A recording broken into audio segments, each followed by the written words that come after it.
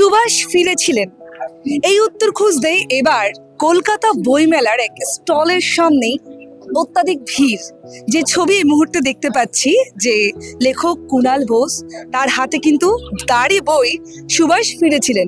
তবে তিনি তো কোনো প্রশ্নবোধক চিহ্ন রাখেননি, তবে যারা পাঠকরা আসছেন তারা কিন্তু উত্তর খুঁজছেন লেখকের কাছে। আমরা এই মুহূর্তে আপনাদের দেখাচ্ছি সেই ছবি, একটু কথা বলে নেওয়ার চেষ্টা করব।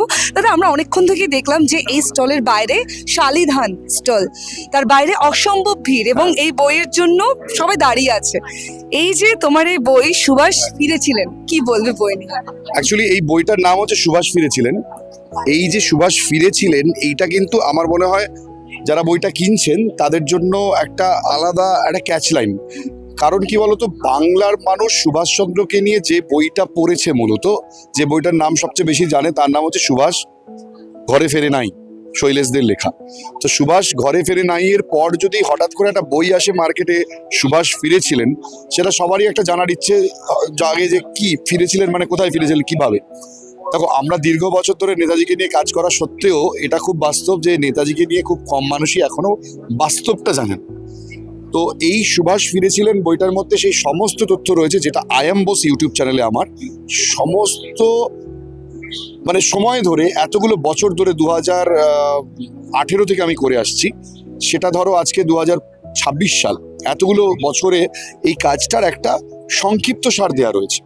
বা যারা আমার ইউটিউব চ্যানেল দেখেন তাদের কাছে মনে হয় এটা একটা কালেকশনও। আমাকে অনেকে বলেছেন হয়তো আমি বইটা পড়ি না পড়ি, কুণাল এর থেকে বড় গিফট কাউকে হতে পারে, কাউকে একটা গিফট করবো এরকম একটা বই। আমার এটা ভেবে ভালো লাগছে যে নেতাজিকে ভালোবাসার পাশাপাশি মানুষের বইয়ের প্রতি এখনো সেই ভালোবাসাটা আছে, এবং দুটো কম্বিনেশন তুমি ফিল করো। এক সুভাষচন্দ্র, এক বইমেলায় মানুষ বই কিনছে।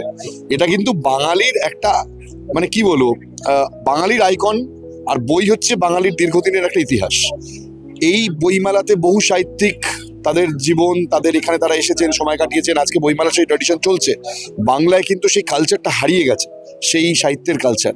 আজকে সেই বড় বড় সাহিত্যিকদের তুমি দেখতে পাবে না, খুব কম লোকই আছেন সেইভাবে সাহিত্য জগতে মানে কাজ করছেন। এখনো মানুষ বই পড়তে চাইছে, সেটা আমার কাছে অনেক বড় প্রাপ্তি।